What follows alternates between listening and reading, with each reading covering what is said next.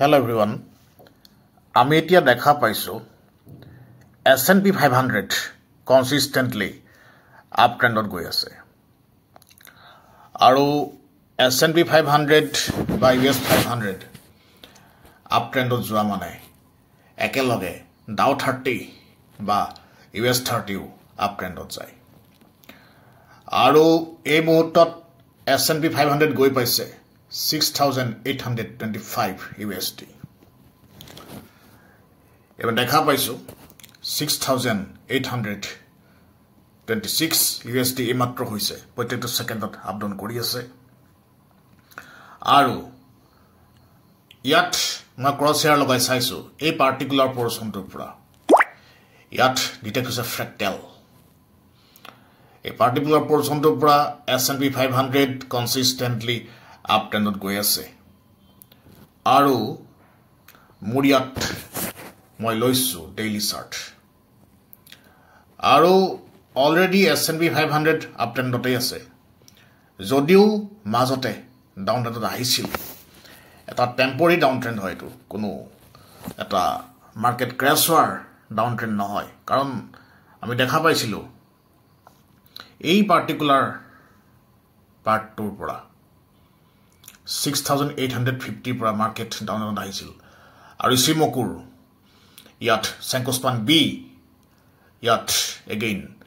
ৰিভাৰ্স কৰি পঠিয়াইছে সেঙ্কোস্পান বি থকাৰ কাৰণে লগত ফ্ৰেক্টেলছ ডিটেক্ট হোৱাৰ কাৰণে এগেইন এই পাৰ্টিকুলাৰ পৰ্চনটোৰ পৰা আপট্ৰেণ্ডত গুচি যোৱা দেখা গৈছে আৰু এই যিটো এনালাইসিস মেথড আছে আপোনালোকে চাব পাৰে S&P 500 বা US 500 যিটো ট্ৰেণ্ড ডেইলি ট্ৰেণ্ড কনসিস্টেন্টলি আপডাউনত গৈ আছে যেতিয়া ইশিমকু ক্লাউডে ইয়াত ডিটেকশন কৰিছে ইশিমকু কিংকো হিও ডিটেকশনৰ পাছৰ পৰাই S&P 500 কনসিস্টেন্টলি আপট্ৰেণ্ডত গৈ আছে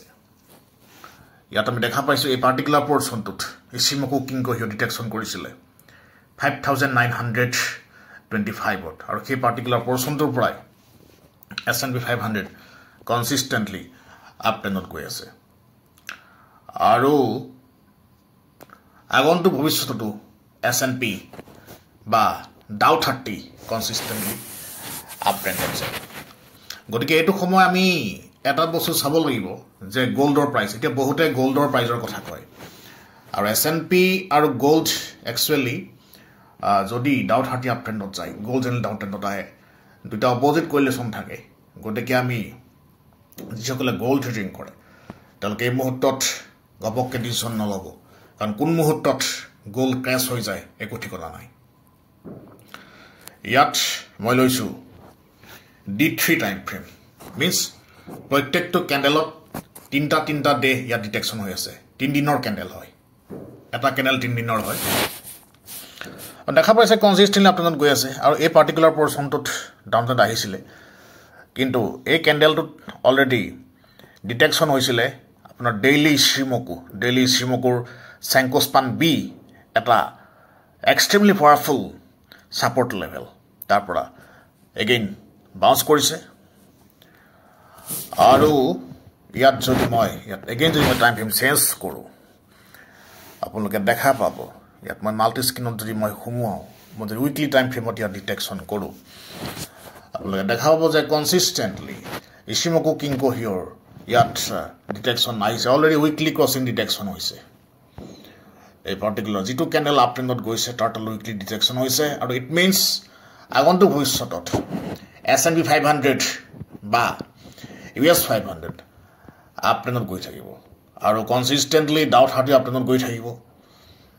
এটো হৈছে উইকলি টাইম ফ্ৰেম ডিটেকশন আৰু এই পাৰ্টিকুলাৰ পৰ্চন ডাউনত আহিছিলে গতিকে এগেইন চাব আপোনালোকে ইয়াত যেতিয়া ইশিমকুৰ এই পাৰ্টিকুলাৰ জোনটোৰ পৰা এগেইন মাৰ্কেট বাউন্স কৰি ওপৰত গুচি গৈছে ঠিক তেনেকৈ যি মুহূৰ্তত ইশিমকুৰ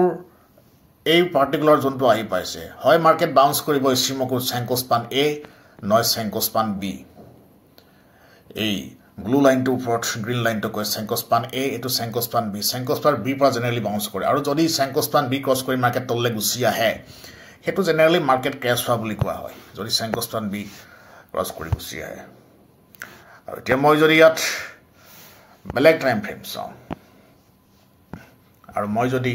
ইয়াত মই চাওঁ মন্থলি টাইম ফ্ৰেম আপুনি দেখা পাইছে মন্থলি টাইম ফ্ৰেমত আজি ডাউ 30 কনসিস্টেন্টলি আপ টেনত বছৰ ধৰি যুগ ধৰি গৈ আছে গতিকে ডাউ 30 মেজৰ আপ টেনত আছে গতিকে পাৰ্টিকুলাৰ কিছুমান চেপ্টাৰত বা সেগমেন্টত যদিও ডাউন টেনত হয় তথাপিও কিন্তু আমি গ্ৰামেটিক্যালি যেতিয়া চাম ডাউ 30 আপ টেনত গৈ আছে মন্থলি গৈ আছে গতিকে আমি যদি multi screen scanning system apply কৰো তেতিয়া আমি এটো কনফাৰ্মেশন লব পাৰো যে ইয়াত multiple lagging system already detection হৈছে ডাউ 30 আগন্তুক ভৱিষ্যতত আপ টেনত যাব ইয়াত again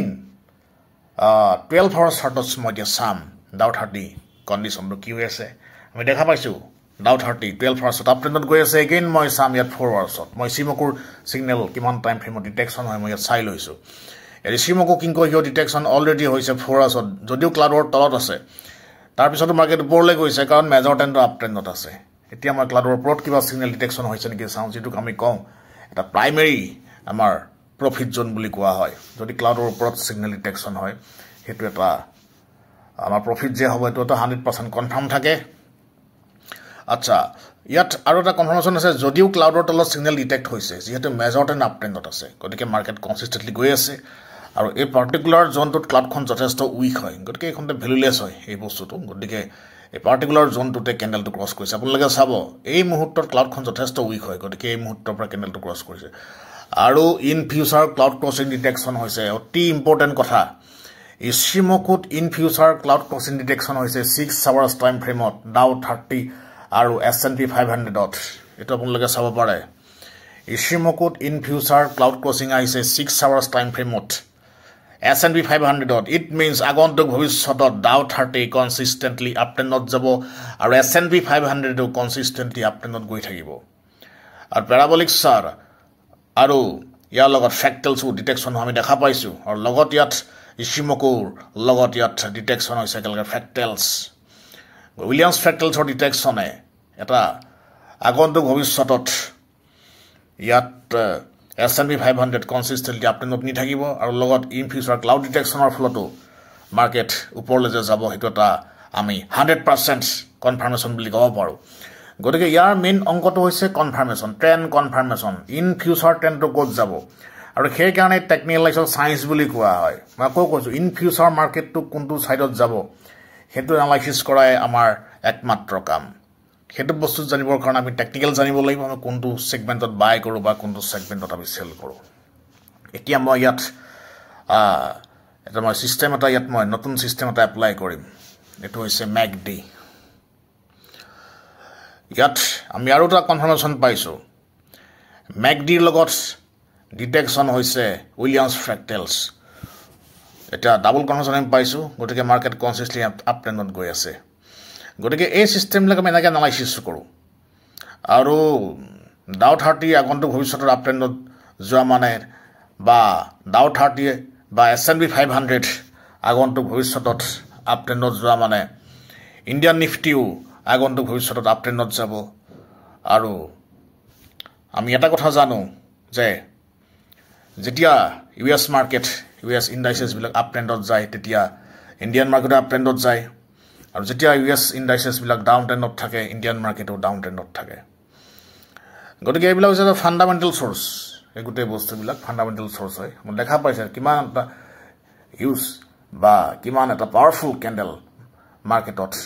এটাৰ পিছত এটা কৈ ডিটেকশন হৈ গৈ আছে এই পাৰ্টিকুলাৰ পৰ্চন আপুনি দেখা পাইছে গতিকে আওক আমি কেনেকৈ ডাউ 30 এনালাইসিস কৰে কেনেকৈ S&P 500 এনালাইসিস কৰে কেনেকৈ US মাৰ্কেটত আমি ইনভেস্ট কৰি বিলাক শিকো আজি আপুনি ঘৰত বহি গুগল এপল মাইক্ৰোসফট টেসলা আপুনি যি কোনো কোম্পানী শেয়াৰ কিনিব পাৰে বাই সেল কৰিব পাৰে গতিকে আওক আমি এইবিলাক কোম্পানী বাই সেল কৰো আৰু ফাইনান্সিয়াল ট্ৰেডিং আৰু investing to full time profession হিচাপে গ্ৰহণ কৰো আৰু আজি মই ইমানে কলো আপোনালোকে এই ভিডিওটো যিমান পাৰে শেয়াৰ কৰি দিব থ্যাংক ইউ আকৌ লগ পাম